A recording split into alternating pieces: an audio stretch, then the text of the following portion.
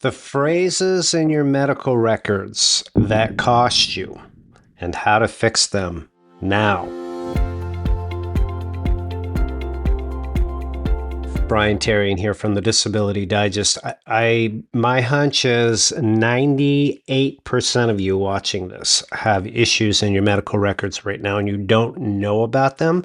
And I'm in hopes that you watch this video through to the end so you understand what they are and you can correct them, because it's the difference between getting what you're entitled to, which may be, some leniency at work, special accommodations, or God forbid you can't work, access to disability income, right? So I want you to look at it this way. If you are unfortunately not able to work and need to pursue disability income, whether it's with a private company or Social Security, that they look at your medical records. They don't base much of their decision. At least Social Security bases very little of their decision on seeing you. You may go to one of their doctors, but it's your medical records that they look at. So that's why I'm trying to paint the picture as to how important this is. And most people don't really know what to say and do in order to get what they're entitled to.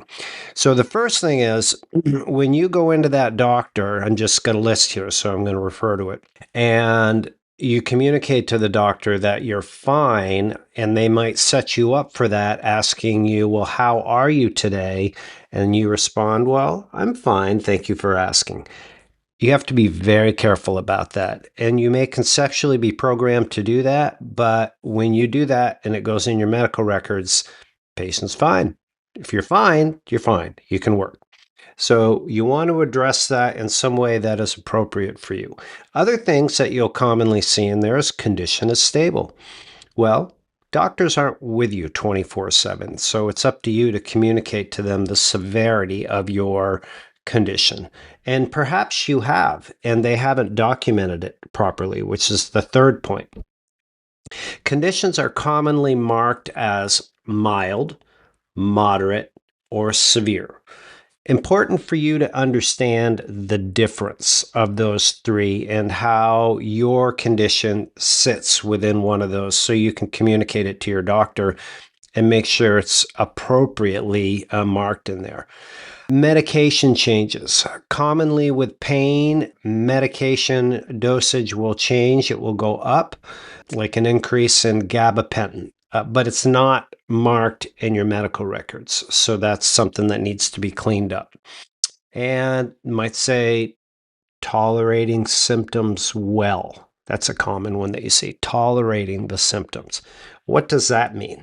Right? So you want to make sure that you, again, how you can trump that, probably not the best word to use for some of you out there, but is to make sure that you clearly communicate your limitations so they're in your medical records. Gaps in how you're communicating. You should not have any gaps. You want to be like a broken record. It's kind of like, I liken it to parenting. It's a lot of parenting for me was saying the same things over and over again. I'd say, I already told you that.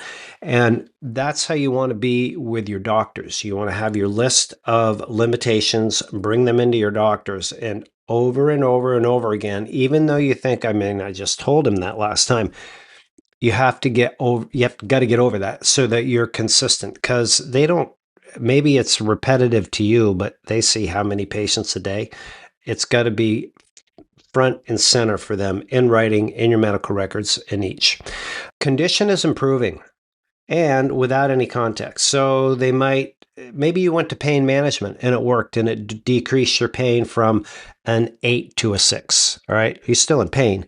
But if you went to pain management and it says that the pain is improving, but it doesn't connect it with the reason why, you have to be careful about that and aware. I know I'm going through a lot here, but this is your health. This is your medical records. It's going to help you get better treatment and what you're entitled to. So I've got a couple more for you. Activities are overstated. So you go in there with confidence. You're overconfident in what you can actually do. And for a lot of people, they don't like to be forthright and expressing that they don't feel well. They don't mind playing hurt, but that's not going to be beneficial with your doctor. That's one place where you got to hit them with what is actually going on.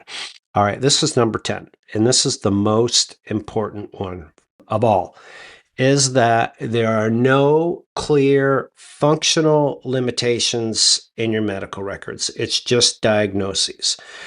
And so when somebody looks at that, like an examiner for a disability benefit company, they just see I've got degenerative disc disease, some arthritis, a bad rotator cuff, does not see that this individual can't stand for more than 15 minutes, can't walk for more than 25 steps, is only sleeping like 4 hours a night because of the chronic pain. Those exact quantifiable limitations are the lock. It will put everything else in perspective if you can just get in the groove of journaling, documenting, bringing them to your doctors, communicating, advocating for yourself so that you can get everything that you're entitled to. So that's the good news for today. You may have those, I expect you do, in your medical record, but you can adjust those and get this cleaned up. And this applies for, in my opinion, everybody. Anybody that goes to the doctor out there that has a sickness or an injury, working, not working, approved, not approved, this is a practice that if you put it in place, it doesn't cost you anything, will pay amazing dividends. Hope you find it helpful. Join us in the comments if you've got something to add. For more resources about how to get approved and stay approved, come join us here at the Disability Digest. You can get a membership. It's no cost. Speak to some of our people, get courses, support, so you can get from where you're at now to where you'd like to go. Make it a great day.